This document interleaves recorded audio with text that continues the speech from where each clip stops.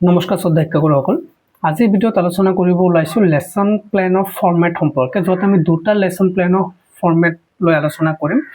যেহেতু আমি প্ৰতিটো কামতে এটা প্লেনিঙৰ প্ৰয়োজন হয়, গতিকে আমি লেসন প্লেনৰ এটাৰো প্ৰয়োজন আছে। যেতিয়া আমি এটা লেসন পঢ়াব যাম তাৰ আগত আমি এটা লেসন প্লেন বনাই ল'ব লাগে। চ' সেই লেসন প্লেনটো আমি কেনেকৈ বনাব লাগিব তাৰ দুটা ফৰ্মেট আপোনালোকৰ কাৰণে লৈ আহিছোঁ। গতিকে আহক সেইটো চাওঁ আৰু সেই সম্পৰ্কে আলোচনা কৰি লওঁ।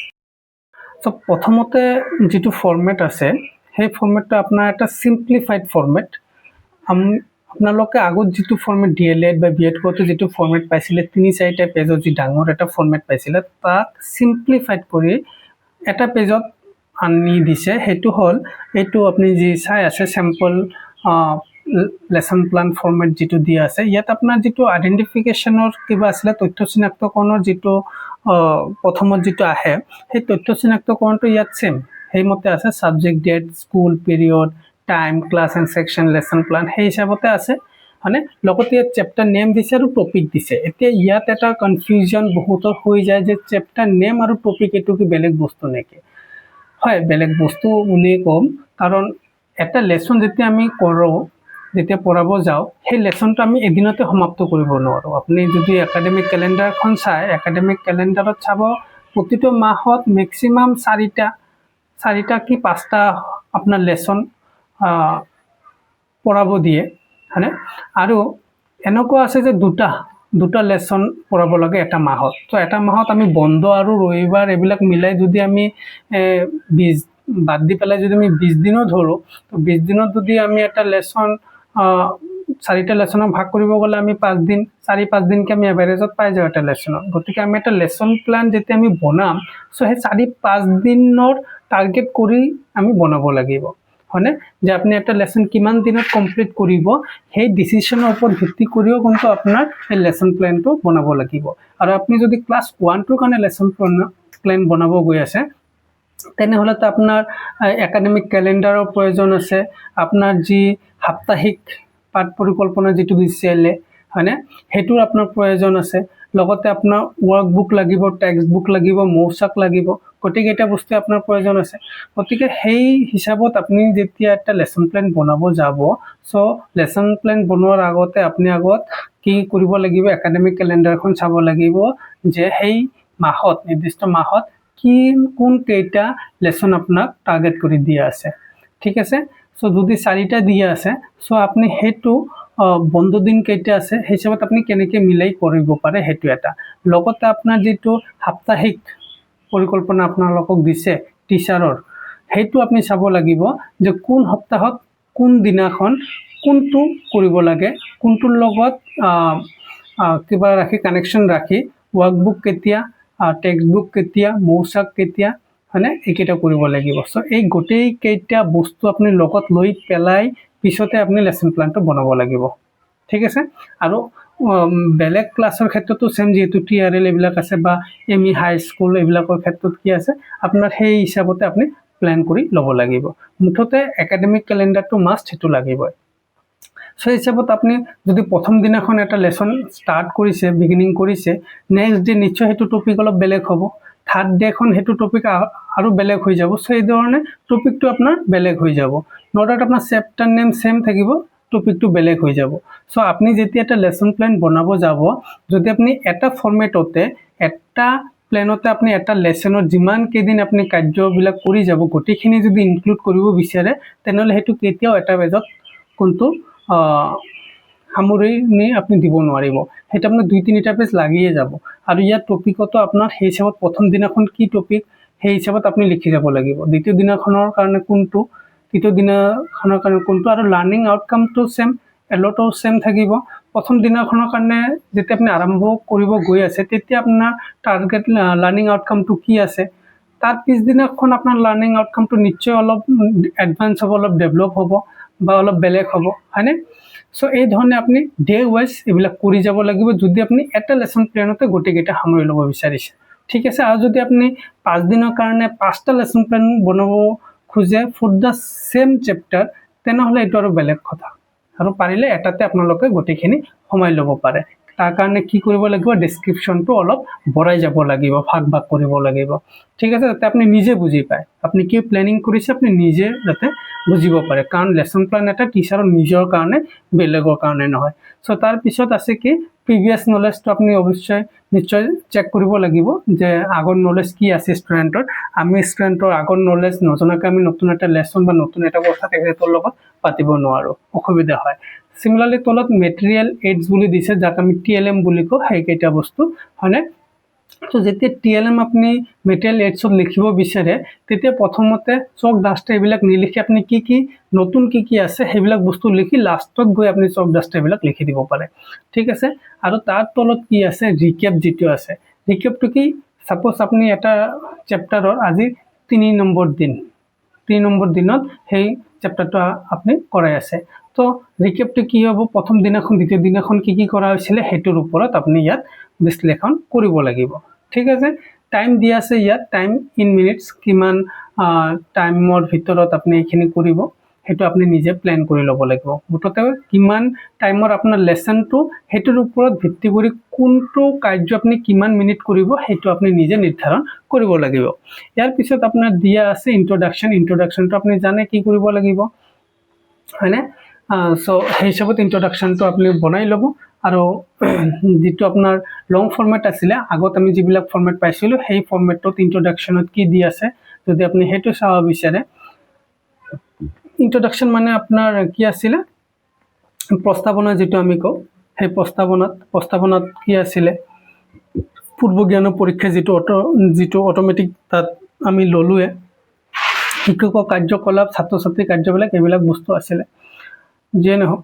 চ' এতিয়া আমি আহিছোঁ যে এক্টিভ লাৰ্ণিং এক্টিভিটিজ যিটো দি আছে, এক্টিভ লাৰ্ণিং এক্টিভিটিজ, এই এক্টিভ লাৰ্ণিং এক্টিভিটিজ কি কৈছে, ইয়াত আপোনাৰ সেই FLNৰ বস্তুটো আহি গৈছে, I do, we do, you do, যিটো এনেও আছে আগৰ পৰাই আছে। চ' আই ডুত ইয়াত কি কৰিব কৈছে, আপোনালোকে নিশ্চয় চাব হৈছে, plan activities for modelling the concept and process, choose appropriate pedagogy. So' I do মানে যেতিয়া আপুনি প্ৰেজেণ্টেশ্যন দিব যায়, যি প্ৰেজেণ্টেশ্যনৰ উপস্থাপন যেতিয়া আপুনি কৰিব যাব, তেতিয়া প্ৰথমতে টিচাৰৰ ৰ'ল কি, টিচাৰে সেই লেসনটো বিশ্লেষণ কৰিব। চ' ইয়াত এইটোৱে আই ডু। চ' ইয়াত টিচাৰে কি কৰিব সেইটো লিখিব লাগিব ইয়াত, ঠিক আছে। এই বক্সত উইডুত কি, শ্বেয়াৰিং, যিটো টিচাৰ এজনে কিবা এটা কুৱেশ্যন কৰিছে, ল'ৰা ছোৱালীয়ে উত্তৰ দিছে, চ' সেই পাৰ্টটো আপুনি ইয়াত লিখিব লাগিব যে আপুনি কি সুধিব ল'ৰা ছোৱালীক, তেখেতে কি উত্তৰ দিব বুলি আপুনি ভাবে হয়নে। সেই হিচাপত কমিউনিকেশ্যন যিটো হৈ আছে বোথ টিচাৰ এণ্ড ষ্টুডেণ্ট, সেইটো ইয়াত লিখিব লাগিব। অৱশেষত গৈ কি, ইউটো, এতিয়া ল'ৰা ছোৱালী নিজাববীয়াকৈ সেইটো কৰিব পাৰিছেনে নাই, কেনেকৈ কৰিব সেইটো আপুনি ইয়াত বিশ্লেষণ কৰিব লাগিব, যাক আমি GRR প্ৰচেছ বুলি কওঁ, যিটো হ'ল গ্ৰেজুৱেল ৰিলিজ অফ ৰেছপনচিবিলিটি। প্ৰথমে টিচাৰে কৰিব, পিছত টিচাৰ ষ্টুডেণ্টে মিলি কৰিব, আৰু লাষ্টত গৈ ষ্টুডেণ্টে নিজে কৰিব। আৰু এই গোটেইখিনি হৈ যোৱাৰ পিছত কি হ'ব, চেক ফৰ আণ্ডাৰষ্টেণ্ডিং। এতিয়া সেই পাৰ্টটো যে আপুনি কৰালে, এইটো হ'ল আপোনাৰ সামৰণি। সেই পাৰ্টটো যে আপুনি কৰালে, এতিয়া ল'ৰা ছোৱালীক কিমানখিনি বুজিব পাৰিলে, আপোনাৰ সেই লাৰ্ণিং আউটকামটো হ'ল নে নাই সেইটো আপুনি চেক কৰিব যে সেইটো ইয়াত। চ' তাৰ কাৰণে চেক কৰিবৰ কাৰণে আপুনি কি প্ৰশ্ন সুধিব হয়নে, মানে এটা যদি উত্তৰ দিব পাৰিছে, নেক্সট আৰু কি কুৱেশ্যন সুধিব, সেইবিলাক বস্তু আপুনি ইয়াত লিখিব লাগিব। আৰু লাষ্টত কি দিছে, reinforcement for internalisation of learnings. ইয়াত কি কৈছে, plan games activities where learners can summarise their learning, take home assignment or assessment. তো এই লাষ্টত যিটো দিয়া আছে, তাত আপুনি কি দিব লাগিব, কিবা এটা গেম সোমাই দিব পাৰে, কিবা এক্টিভিটি আপুনি কৰিব পাৰে, যিটো এই লেসনটোৰ লগত মানে মিল থকা এক্টিভিটি। লগতে ইয়াত আপুনি ষ্টুডেণ্টৰ হোমৱৰ্ক যদি দিব বিচাৰে সেইটো দিব পাৰে, বা ক্লাছ ৱৰ্ক যদি আপুনি কিছু দিব বিচাৰে সেই বস্তুটো আপুনি ইয়াত দিব লাগিব। চ' এই বস্তুটোৱে কি কৰিছে, এই লেসন প্লানত কি কৰিছে, আমাৰ যিমানকেইটা ফৰ্মেট যি হিচাপত আমি আগত কৰিব লগা আছিলে, সেইটো ইয়াত অলপ চিম্প্লিফাইড কৰি দিছে, অলপ চমুকৈ আনি দিছে। কিন্তু আপোনাৰ কাৰ্য সেইখিনিয়ে, আপোনাৰ বিশ্লেষণ সেইখিনিয়ে, জাষ্ট ফৰ্মেটটো আপোনাৰ সৰু হৈ গৈছে। চ' এই ফৰ্মেট মতে আপোনালোকে লেসন প্লানখন প্ৰস্তুত কৰিব পাৰে। আৰু আপুনি যদি বিচাৰে যে এই ফৰ্মেটটো আপোনাৰ কাৰণে কঠিন যেন লাগি আছে, আগৰ ফৰ্মেটখনে ঠিক আছে, আপুনি সেইমতে অলৰেডি লেসন প্লান বনাইছে, তেনেহ'লে সেইটো হ'ব নে নাই, সেইটো নোহোৱাৰ কোনো প্ৰশ্নই নাহে, সেইটো নিশ্চয় হ'ব। আৰু আপুনি যদি সেই ফৰ্মেটতে যদি কমফৰ্ট আছে, তেনেহ'লে আপুনি সেই ফৰ্মেটতে কৰিব পাৰে আৰু যদি সেই ফৰ্মেটটো কি এইটো চাব বিচাৰে তেনেহ'লে এইটো ইয়াত আপুনি চাব পাৰে ইয়াত এটা ফৰ্মেট প্ৰস্তুত কৰিছোঁ আপোনালোকৰ কাৰণে যাক পাঠ পৰিকল্পনা বুলি কয় লেসন প্লান আৰু প্ৰথমতে আমাৰ কি আহে তথ্য চিনাক্তকৰণ আইডেন্টিফিকেশ্যন ডাটা হয়নে আৰু ইয়াত আমি কি দিওঁ এইকেইটা বস্তু দিওঁ শিক্ষক শিক্ষয়িত্ৰীৰ নাম বিদ্যালয় পাঠ্যপুথি ছাত্ৰ ছাত্ৰীৰ সংখ্যা কিমান সময় আপুনি কৰিব ক্লাছটো সেইটো তাৰিখ দিন কোন দিনাখন আপুনি পাঠ্য কৰিব গৈ আছে প্ৰথম দিনাখন নে দ্বিতীয় দিনাখন নে তৃতীয় দিনাখন সেইবিলাক আপুনি ইয়াত লিখিব লাগিব আৰু লগতে সাধাৰণ উদ্দেশ্য জেনাৰেল অবজেক্টিভস কি আছে সেইকেইটা বস্তু মানে সেই লেসনটো যে আপুনি কৰাব তাৰ ওপৰত সাধাৰণ উদ্দেশ্য আপোনাৰ কি উদ্দেশ্য কি এম আপুনি লৈ আহিছে লগতে বিশেষ উদ্দেশ্য কি আছে সেই কামটো যে লেসনটো যে কৰিব তাৰ পৰা আপুনি পাৰ্টিকুলাৰ কি উদ্দেশ্য লৈছে সেইটো আপুনি ইয়াত লিখিব আৰু লগতে কি টিএলএম আপুনি ব্যৱহাৰ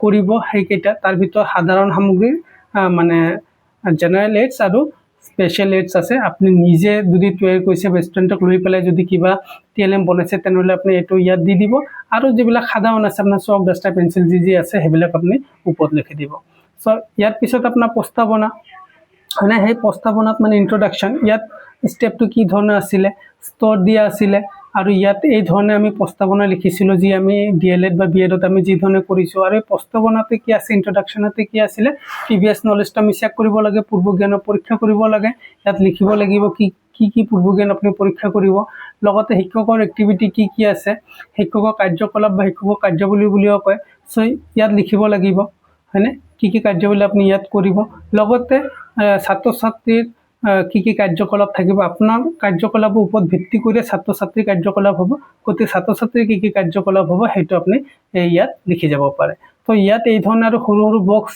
নিলিখিলেও কোনো কথা নাই আপুনি এনে ডাইৰেক্ট লিখি যাব পাৰে ঠিক আছে আৰু ইয়াৰ পিছত যেটো স্টেপ আছে হেতু কি আপোনাৰ এনাউন্সমেন্ট অফ টপিক বা ইন্ট্ৰডাকশ্যন অফ টপিক ইন্ট্ৰডাকশ্যন বা এনাউন্সমেন্ট পাঠ ঘোষণা যেটো কয় হেতু আপুনি কৰিবই লাগিব আপুনি কোনটো পাঠ পঢ়াব হেতু ঘোষণা নকৰাকৈ আপুনি কোনো পাঠ আৰম্ভ কৰিব নাযাব আপুনি পাঠ ঘোষণা কৰিবই লাগিব গতিকে পাঠ ঘোষণাটো আপুনি কেনেকৈ কৰিব হেতু আপুনি ইয়াত লিখিব লাগিব ঠিক আছে ইয়াৰ পিছত প্ৰেজেন্টেশনটো কি আৰু প্ৰেজেন্টেশনত কি স্টেপ আছে হেতু আপোনালোকক দেখাই দিছো ইয়াত স্তৰ চাওক শিক্ষণীয় বিষয় শিক্ষণীয় বিষয় মানে আপোনাৰ কম্পিটেন্সি কি আপোনাৰ শিক্ষণীয় বিষয় আছে বিশেষ উদ্দেশ্য কি আছে শিক্ষকৰ কাৰ্যকলাপটো ইয়াত আটাইতকৈ বেছি জায়গা লাগিব কাৰণ ইয়াত এই প্ৰেজেন্টেশনত আটাইতকৈ বেছি কামেই হল টিচাৰৰ তাৰ পিছত ছাত্ৰ ছাত্ৰী কাৰ্যকলাপ আৰু শিক্ষণীয় ফলাফল সো ছাত্ৰ ছাত্ৰী কাৰ্যকলাপটো যেতিয়া লিখিব তাৰ মানে ইয়াত সেই সিম্পলিফাইড যেটো ফৰমেট আছিল উই ডু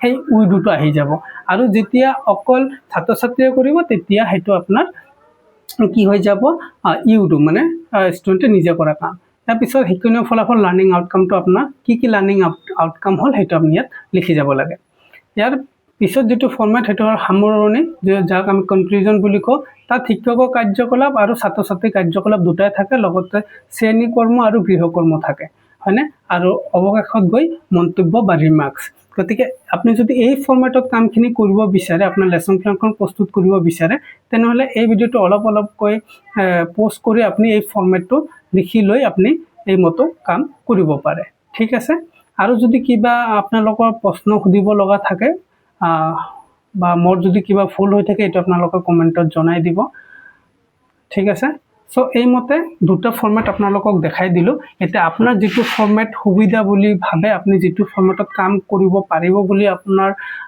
কনফিডেন্স আছে আপুনি সেই মতে সেই ফৰমেটৰ ওপৰত আপুনি কামখিনি কৰক বাট লেসন প্ল্যানটো ম্যান্ডেটৰি হেতু আপোনালোকে প্ৰস্তুত কৰিবই লাগিব আৰু হেতু প্ৰস্তুত কৰিবলৈ আপোনালোকক অলৰেডি ক'লো যে কি বস্তু প্ৰয়োজন আছে সেইকেইটা বস্তু আপোনাৰ আগত লৈ পিছত লেসন প্ল্যানটো প্ৰস্তুত কৰি লওক ধন্যবাদ